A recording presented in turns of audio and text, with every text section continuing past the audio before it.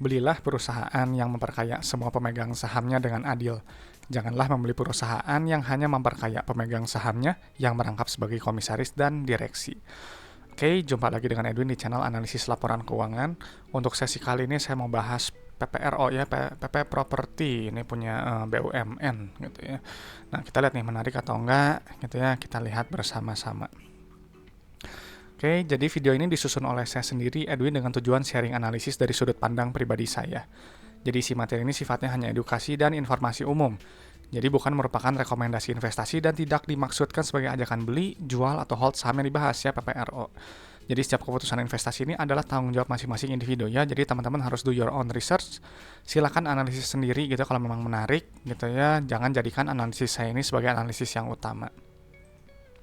Oke, jadi sebelum saya membeli saham gitu di Bursa Efek, saya pasti akan memilah dulu ya dengan 3 kriteria utama. Yang pertama itu adalah perusahaan yang membagikan dividen gitu ya. Ini wajib gitu. Kenapa? Karena perusahaan yang bagi dividen adalah perusahaan yang sudah terbukti profit dari bisnisnya gitu ya. Jadi bukan untung di atas kertas gitu ya. Jadi keuntungannya itu disisihkan oleh perusahaan dan bisa dibagikan gitu kepada kita, bisa kita nikmati gitu ya hasil keuntungannya. Dan pastinya perusahaan yang bagi dividen itu adalah perusahaan yang pro kepada kita pemegang sahamnya. Jadi kalau misalnya nggak bagi dividen gitu ya kalau saya sih agak curiga, takutnya perusahaan tersebut hanya memperkaya mungkin pejabat perusahaannya atau mungkin owner yang biasanya merangkap sebagai komisaris dan direksi gitu ya. Nah ini kenapa gitu ya kita nggak diuntungkannya, karena mereka ini yang top manajemen ini mereka sudah dapat gaji ratusan juta. Jadi ketika mereka mengelola dengan baik gitu ya, mengelolanya asal-asalan, mengelola perusahaannya nggak bijaksana gitu, harga sahamnya anjlok terus, mereka udah nggak usah pusing lagi karena mereka udah dapat gaji yang pasti masuk kantong mereka. Sedangkan kita dapat apa? Kita cuma dapat ya tadi dividen dan dari sedikit dari capital gain gitu ya. Jadi memang harus hati-hati dalam memilih perusahaan. Nah, jadinya perusahaan yang bagi dividen juga adalah perusahaan yang punya kondisi bisnis yang sehat gitu. Jadi kalau misalnya bisnisnya bagus ya pasti menarik gitu ya. Kalau bisnisnya nggak sehat, rugi terus gitu, beban bunganya terlalu berat, apalagi tuh arus kasnya susah, manajemen kasnya nggak bagus, ya akan kecil kemungkinan perusahaan itu bagi dividen gitu ya. Karena perusahaan akan lebih memprioritaskan untuk survival dulu ya, untuk bertahan hidup supaya jangan pailit ya, jangan bangkrut gitu. Dan pastinya kalau memang teman-teman udah tahu nih ada perusahaan yang bagus ya bagi dividen rutin, kondisi bisnisnya sehat juga, pastikan itu teman-teman belinya itu di bawah nilai wajar ya. Jadi jangan belinya di pucuk ya, di harga yang super premium, karena nanti akan rawan koreksi ya, jadi akan mengalami capital loss gitu. Jadi sayangi modal Anda ya. Jadi teman-teman sebelum berinvestasi gunakan akal sehat Anda gitu ya. Jadi jangan jangan FOMO, kalau too good to be true jangan mudah percaya gitu ya. Hati-hati terhadap rumor, berita gitu ya. Rekomendasi semuanya itu harus dianalisis lebih lanjut gitu ya. Dan juga jangan percaya kepada saya juga gitu ya. Segala sesuatu itu teman-teman harus analisis lebih lanjut kalau memang menarik gitu ya. Jadi ketika membeli saham tertentu gitu ya, teman-teman sudah ada alasan kuat kenapa beli saham tersebut. Nah, jadi yang memang saya lakukan gitu memang mengikuti konsep value investing gitu. Saya lakukan ini dari 2016 sampai sekarang gitu ya. Simpel aja, saya akan beli ketika harga saham ini di bawah nilai intrinsiknya ya, PBV kurang dari 1. Saya cicil beli gitu ya. Lalu ketika PBV-nya mencapai 1 gitu atau kembali ke 1, saya take profit gitu atau hold lebih lama kalau memang kinerja perusahaannya bagus. Ya, jadi kalau misalnya di tabel nih ya, misal belinya di 0,85 gitu ya, profit 17%. Beli di 0,8 ya profit cuma 25% gitu ya, dan seterusnya. Jadi yang saya biasa lakukan ini nggak cari yang multi bagger gitu, nggak cari yang untungnya ratusan persen. Tapi sekarang bisa aja gitu untungnya ratusan persen. Kalau misalnya teman-teman bisa belinya di bawah sekali gitu ya, lalu jual itu di PBV-nya lebih dari 1 gitu, bisa aja gitu ya. Jadi fleksibel. Nah, jadi prinsipnya harus gimana? Ya, prinsipnya untuk setiap kita itu ya harus sabar ya, berorientasinya jangka panjang. Nggak bisa kita mengharapkan keuntungan itu dalam jangka pendek gitu ya, sebulan, 2 bulan, 3 bulan gitu agak sulit gitu. Dan pasti kita harus fokus pada value gitu, yang nilainya subjektif gitu ya. Jadi tiap orang berbeda-beda. Mungkin orang lain bilang murah, tapi menurut saya mahal, mahal gitu. Mungkin orang lain mahal, buat saya juga murah. Kita nggak pernah tahu gitu. Jadi teman-teman kembali ya gunakan metode valuasi yang menurut teman-teman nyaman gitu ya. Mau pakai DCF, DDM dan sebagainya terserah. Nah, kalau memang saya ya memang fokusnya di book value gitu. Jadi saya update tiap 3 bulan gitu book value, lalu analisis kinerjanya berdasarkan laporan keuangannya. Lalu dari situ saya akan tentukan entry price-nya mau masuk di range PBV berapa. Nah, ini saya sampaikan gitu ya sebagai bentuk edukasi saya kepada rekan-rekan gitu ya. Karena harga saham itu nanti pada akhirnya akan mencerminkan kinerja perusahaan dalam jangka panjang gitu. Jadi kalau dalam jangka pendek ya kadang nggak ada hubungan antara harga saham dengan kinerja gitu. Jadi ada perusahaan yang buruk juga digoreng naik harganya tinggi, ya memang seperti itu gitu ya, nggak ada hubungan gitu. Dan banyak investor gitu ya, kutip, beli gitu ya, dan akhirnya berakhir nyangkut gitu karena seiring berjalannya waktu perusahaan yang buruk ya nanti akan harganya jatuh kembali gitu ya, mungkin ke gocap atau mungkin lebih rendah gitu. Dan nanti biasanya investor tersebut bisa marah-marah gitu ya. Nah, jangan sampai kita jadi investor yang seperti itu. Nah, jadi kalau saya memang ya sedikit pakai fundamental ya, saya bilang sedikit. Kenapa? Karena fundamental itu luas gitu, sedangkan saya hanya pakai sedikit cuman pakai laporan keuangan, sedikit rasio, dan tadi pakai PBV gitu. Jadi teman-teman kalau misalnya ada analisis yang kurang gitu ya, silahkan analisis lebih lanjut ya, cover sendiri bagian mana yang masih kurang. Nah, jadi memang untuk buat saya itu laporan keuangan itu sangat penting ya. Kenapa? Karena dari neraca, laba rugi, arus kas ini nanti akan bercerita tentang kondisi perusahaannya gitu ya. Apakah lagi sehat ataukah lagi nggak sehat, lagi sakit gitu. Sesimpel itu. Ya, nanti akan muncul 7 ciri perusahaan sehat gitu ya, berdasarkan pos-pos keuangan yang saya gunakan ya, versi Edwin, versi saya. Apa aja? Ya ini gitu ya, bisnisnya sehat ya, uang kasnya nyata. Adanya likuiditas yang cukup ya, keberlangsungan operasinya baik, bisa bayar dividen, nggak bergantung utang terlalu besar, bertumbuh, berekspansi jangka panjang, menjaga kepercayaan kita gitu ya, investornya dan juga kreditornya. Dan pastinya kita nanti akan diuntungkan lewat valuasi harga sahamnya yang akan cenderung naik sesuai dengan kinerja. Ya, dan juga harga saham itu nanti akan stabil gitu, cenderung stabil ketika ada penurunan jangka pendek gitu ya, nanti dia akan kembali lagi naik gitu, atau mungkin naik lebih tinggi selama kita belinya itu nggak di harga yang super premium ya, nggak di harga yang terlalu tinggi gitu. Kalau terlalu tinggi agak susah kejemputnya.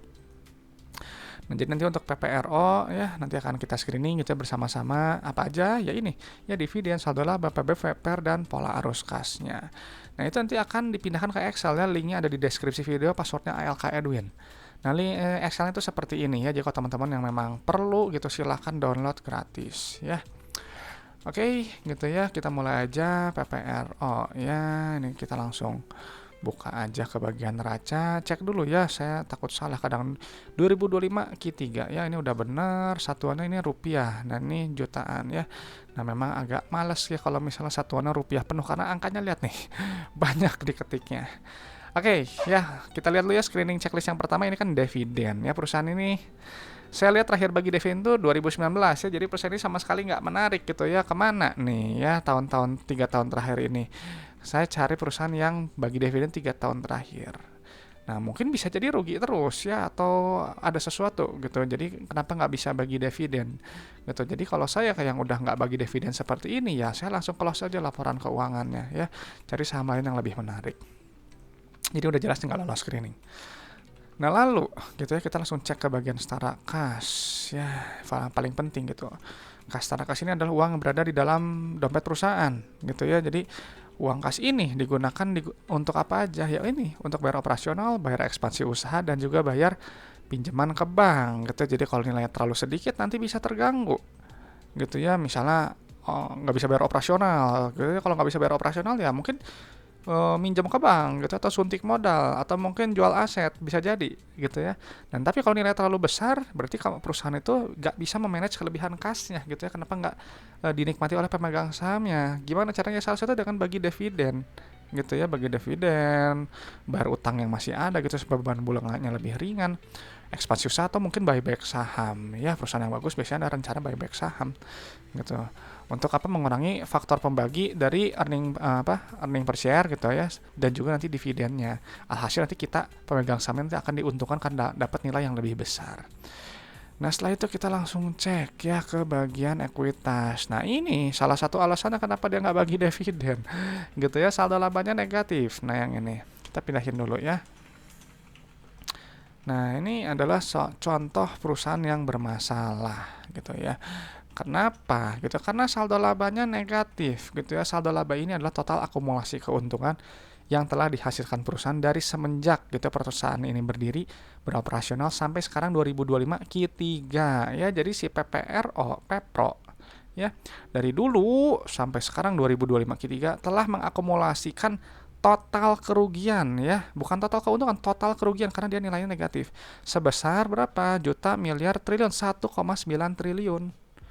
Gitu. Jadi kalau perusahaan yang rugi terus ya, saldo labanya negatif, nggak alias defisit, nggak akan bisa bagi dividen lagi ya, meskipun dulunya ini pernah untung. Nah, ini ada curiganya 2029 ini kan 2019 ini kan dia bisa bagi dividen nih. 2020 atau mungkin 2021 mungkin ada kerugian besar yang menghapus seluruh saldo labanya. Gitu ya. Ini saya kasih lihat sedikit. Jadi kan saldo laba itu kan tadi akumulasi keuntungannya. Jadi kalau misalnya untung terus saldo labanya ini akan bertambah.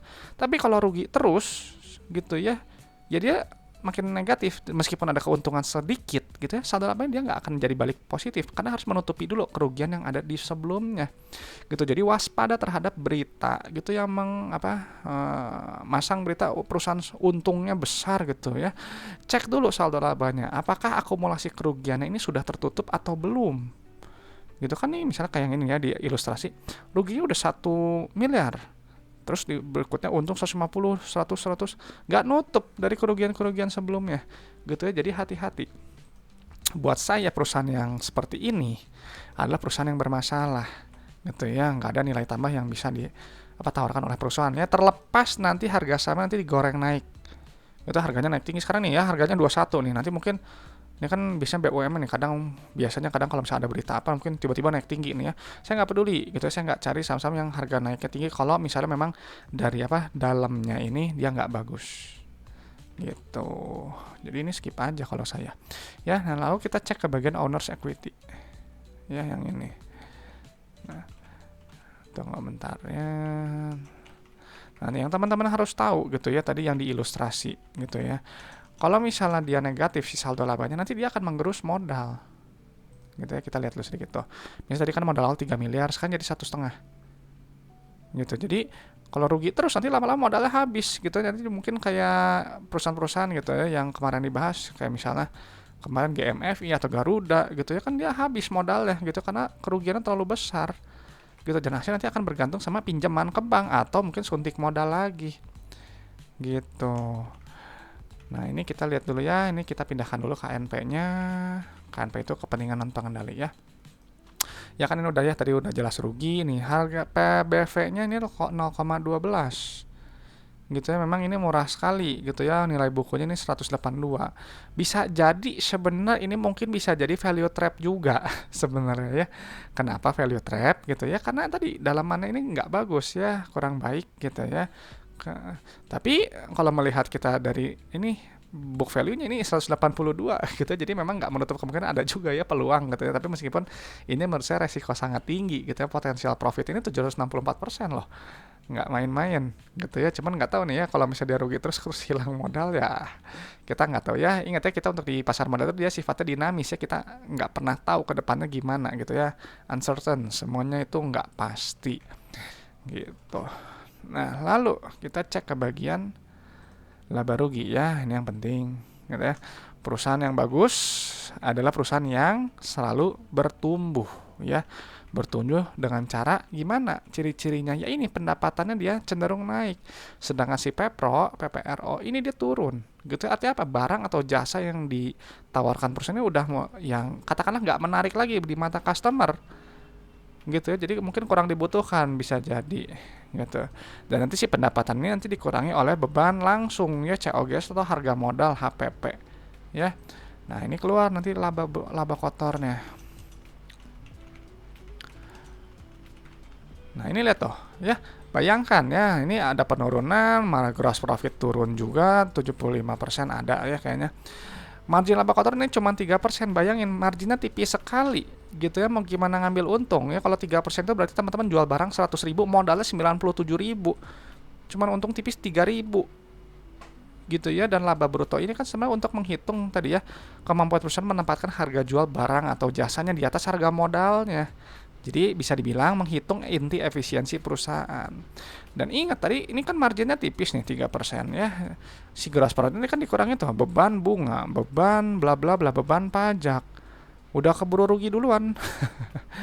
Gitu ya. Jadi ini tuh lihat net profit ini rugi 37 miliar ya untuk periode 2025 Q3 ya.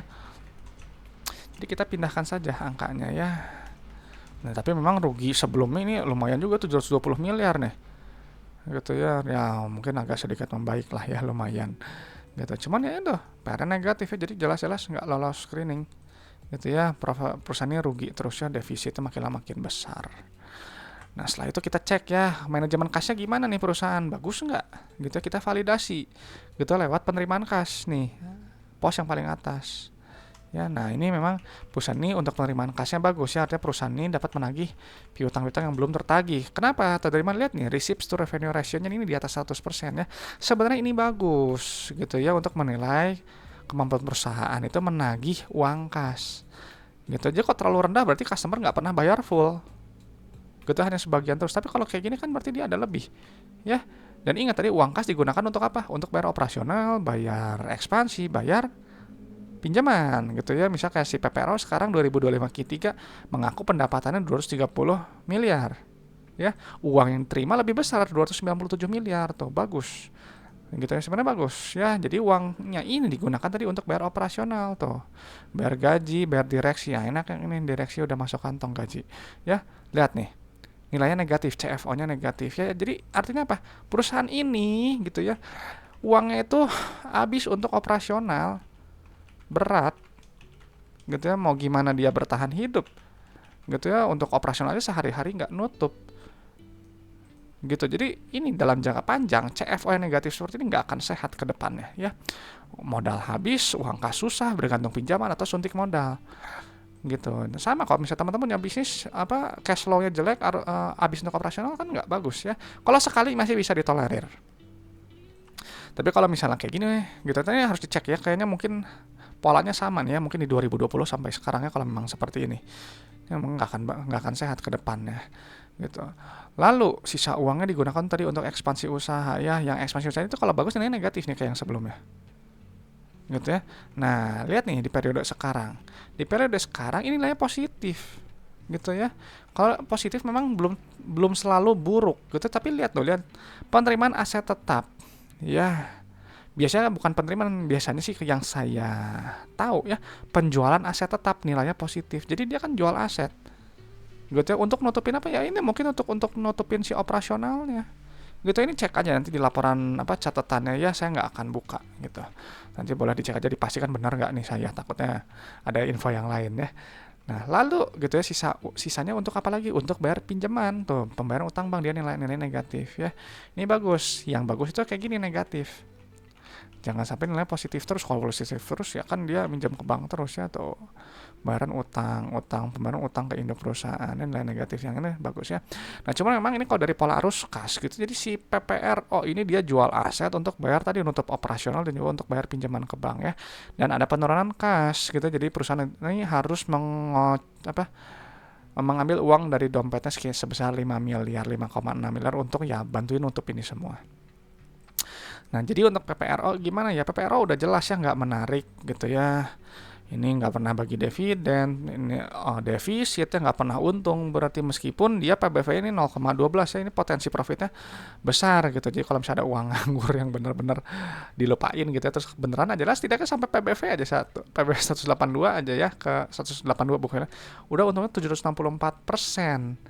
Gitu. Tapi ingat ya, ini perusahaan ini dia rugi terus ya sampai 2025 Q3.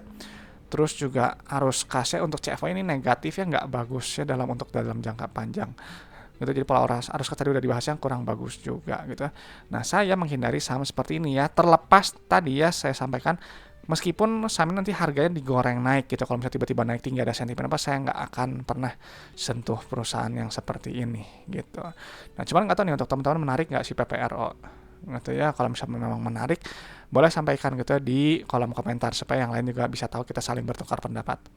Nah, paling itu aja mungkin sharing dari saya gitu ya. Untuk kalau ada pertanyaan seperti investasi saham boleh sampaikan ya di kolom komentar, nanti akan saya respon. Nah, untuk saham request gitu ya, saya ingatkan kita pending dulu sampai nanti awal Desember ya, karena bulan November gitu mungkin full saya akan bahas perusahaan-perusahaan yang besar dulu yang jadi prioritas yang harus dibahas. Oke teman-teman, itu aja sharing dari saya. Semoga bermanfaat, semoga bisa memperkaya pandangan teman-teman dalam menilai suatu perusahaan. Saya Edwin dari channel Analisis Laporan Keuangan. Sampai jumpa di video-video berikutnya.